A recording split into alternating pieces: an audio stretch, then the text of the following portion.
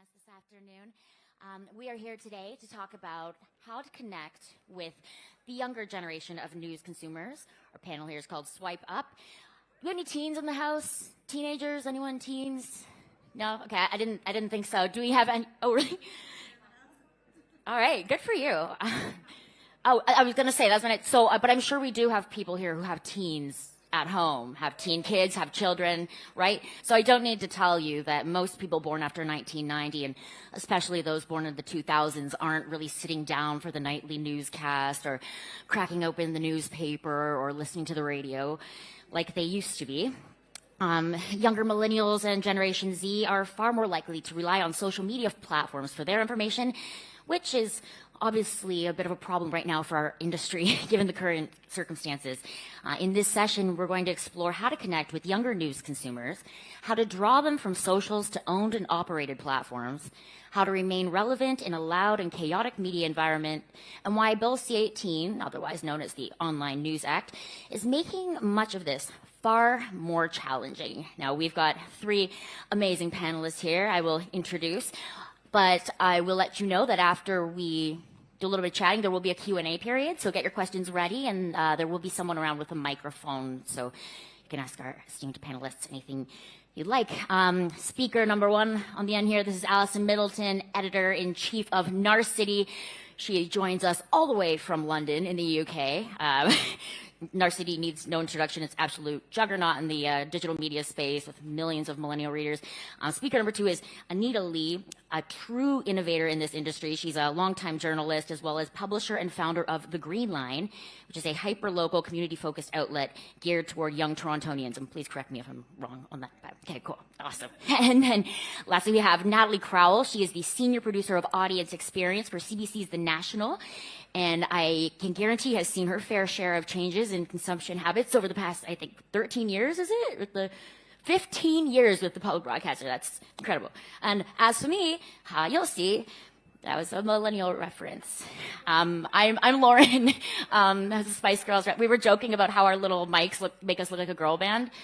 Yeah, so I kind of started my career in journalism around the same time that everyone was really going hard on Facebook. I was at the Toronto Star, then I was at the CBC in their social media department for 5 years, and then was recently at BlogTO for 7 years, and starting a new job on Monday in radio. That says, that'll tell you everything you need to know about C-18 right there.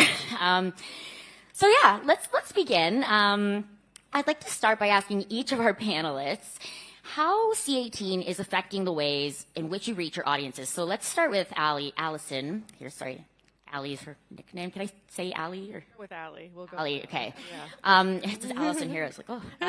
Allie, how has C-18 affected things at Narcity and with your audiences? In a very big way. So Narcity is obviously a social first brand. We built the brand off of reaching the younger demographic where they are already engaging with their communities and consuming news, so predominantly through social and predominantly through Facebook and Instagram.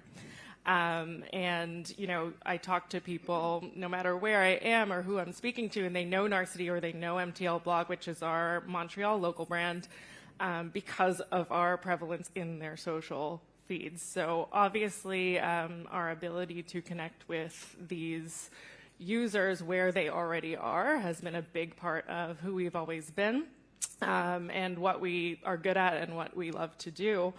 The Meta's response to this bill has drastically impacted our ability to do that. So for those of you who may not have realized, Meta has blocked Canadian users from being able to access any of our content through Facebook and Instagram, which had a very immediate and very drastic impact on our traffic and therefore on our revenue.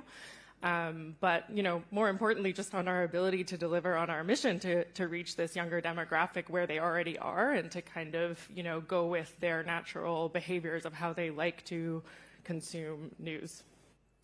That's very concise. That's a great explanation. I want to record that and just play that for everyone when they ask me what's going on with this whole C-18 thing. Anita, have you been experiencing similar things with the Green Line? Yeah, so for context, the Green Line is a hyperlocal independent news outlet that's community-driven. So we consult the communities that we report on about the issues that they care about. So there's a strong kind of analog in-person portion to the Green Line. We just launched last April, so we have not been as impacted, given like our very analog approach, though we are very digital first as well. Combined with the fact that we just launched last year, we have not been as impacted, but I can say that 30% of our social traffic has decreased. Our overall traffic has actually increased over time, but that doesn't mean that I'm not upset about the loss of the 30%, because obviously that would have been beneficial. But the way we've kind of worked around it in some ways is that we've built a lot of relationships, direct relationships with grassroots community partners on the ground. So we build audience through in-person engagement often a lot of times, because events are very much embedded into our editorial model. Yeah, we do also a lot of community surveying. So we develop direct relationships with the community members and the audience members that we do serve. So, and the whole idea is that the more you engage them, the more you cover things that they actually care about, the more they're actually going to engage with your brand. So, yeah. Awesome. And Natalie, how are things going over at the SEAB? So, I mean, like it did have an impact on our strategy that we had in place. We had just rolled out a whole new a strategy that became irrelevant very quickly. But at the National, our core product is a video product in a newscast. So it didn't really impact. It's not impacting our core product and how we deliver that to our audience. But how we touch and find that emerging audience and younger audience, yeah, that's it does have an impact in that way. But you know, like when it happened, we pivot. That's what we do, right? So I don't think it's going to be the last time a platform changes or an audience behavior changes suddenly or quickly or more quickly than we expect. So we quickly went back to the drawing board to find new strategies and redirect that energy into new places. So. Awesome. Just following up, I remember when I was at the CBC, we had first started streaming the national broadcast on Facebook. Yes, yeah. Is that still happening? No. People loved it. People went crazy for it. Yeah, we actually moved away from live streaming on Facebook several years ago for various reasons, but... I'm a bad news consumer. I apologize for not knowing that. Yes, but it was hot. Like when we started streaming on Facebook, it was like a hot live stream. It got big numbers. It did really well. And we saw that audience behavior change over time. So that's like an example of how we pivoted there too. Yeah, awesome. Cool. Well, I'm going to put the next question out to all three of you. Feel free to jump in. I'm going to ask you for some tips and tricks. What are you doing to draw audiences away from socials that are owned by huge California-based tech giants into your owned and operated platforms? I can start actually. So C18, YouTube is actually not covered under C18. So, and the Green Line actually has a partnership with City News Toronto where we produce a community show called Your Community that gets released every other week on Fridays. So as a result, we have a lot of video content that we can repurpose and actually put on YouTube as well as alongside original content. So what we're trying to do is pivot to that platform because it makes a lot of sense. And you guys might have heard recently that YouTube is actually trying to highlight more authoritative news brands. So it's not just algorithmically based where they're directing people to whoever, like any person who's disseminating information, whether it's good or bad. They're actually making a deliberate attempt to kind of focus on really quality journalism, which is fantastic. So that's one thing I'm doing. The other thing is that the Green Line has an action journey model. So we have a core model that basically tackles where in a given month, we tackle one systemic issue facing the city. So in week 1, we publish an explainer about a systemic problem. Week 2, we publish the feature. Week 3, we have an event where we convene sources from the story, community members, members of the public, industry stakeholders to discuss possible solutions to the problem. And then in week 4, we publish an article that crowdsources the solutions surfaced at the event, and we reflect those back to community members so they can take action on them on their own terms or take action on problems in their communities on their own terms. And so you can see like there's engagement embedded into that process. So the events are really critical in terms of us getting FaceTime with our audience, collecting emails, and as a result, it's a slower build, but as a result, it's a more loyal audience and it's more sustainable in the long run because you're not really giving away your audience to like a third-party platform. You're really owning that. That's super innovative stuff. Yeah, I'm really excited to see the future of kind of where this leads. Yeah, I have a good feeling.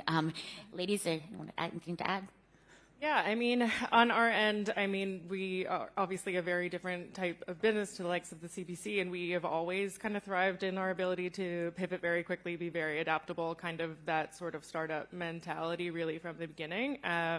So we had to really, really streamline our operations. We had to really scale back our operations, and we had to really think about, like, how do we get back to what the core of our business really is and what we set out to be. So the last 6 months in particular has been kind of a big focus on getting back to the root of our local identity. So the local travel, the local food and drink, local things to do, highlighting, you know, what's amazing about your city. And that's where we feel like we really add a value proposition and something unique in the Canadian market. And I think that's going to be more and more important as we move forward. And I'm sure we'll kind of get to that shortly, but that's kind of the place we've started. It's, you know, important to acknowledge that search is obviously a huge part of our business also. So while being mindful of the fact that there are concerns about over-reliance in that space, we obviously continue to optimize our SEO strategies and really, you know, adopt and implement AI tools and all of that.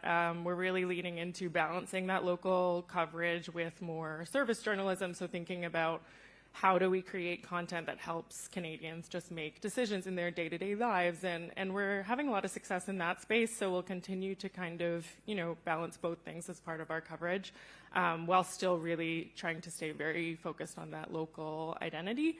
You know, there are a lot of other things we're experimenting with, of course. You know, we have a newsletter, and we're continuing to publish on you know, X and on TikTok and on Flipboard and Apple News and our syndication partners. We're experimenting with other ways to find audience on other platforms, like looking into WhatsApp and those kind of things. And obviously always adapting our .com to make it as interactive as possible and bring people direct. But I think it's also important to acknowledge that the behavior of that younger demographic, they're not going direct to a Narcity.com. That's just not their behavior. So, you know, over-investing into that also doesn't make sense. So ultimately, I think for us, of course, we continue to experiment, and we will always do that and always pivot. But, you know, for everyone to be aware that there is no silver bullet. Like, of course, we don't have the answer about how you turn a business built out of social and a broad reach into something that is bringing this younger demographic who are on social, and that's how they're consuming news. So yeah, no easy answer, but trying a lot of things, certainly. Gotta try, right? Just throw a whole bunch of spaghetti at the wall and see what sticks, I used to always say. Natalie, how is the National driving more people away from social onto, you know? Yeah. We never really used social as a device to drive people to own and operate. It was more a familiarity play and a brand play. I guess in short, the pivot we made was like we are going harder on YouTube. YouTube is a priority. It's a great discovery platform for the brand, and trying to experiment with YouTube Shorts in the wake of that too, to get people more eyeballs on the videos, as well as dabbling into TikTok too, to just see if we can find the new an emerging audience that way as well. There's one trick. I have like one tangible trick I can give to like driving to ONO, if that's the elusive moving people over, which is like that we do on like, we monitor overperforming videos, so videos that are getting high traction, high views, and do insert cards on YouTube that do, and with like some good language and stuff to try and draw people back to our site for a feature piece that adds more, like if you're interested in this story. So that's like one thing that you can play with, is with those cards on YouTube, which, you know, we've seen some moderate success with those. So Yeah, I mean, if people are already interested in the video, want more context, it's it's a lot to build into a workflow when you don't have a lot of, you know, to do it on if you have a lot of content. But if you identify those overperforming videos and where there might be an opportunity to push. That's really smart. Yeah, because it could, I could imagine it taking forever to do that to every single piece of content. Yeah. But just identifying the ones that are really getting the eyeballs. That's very clever.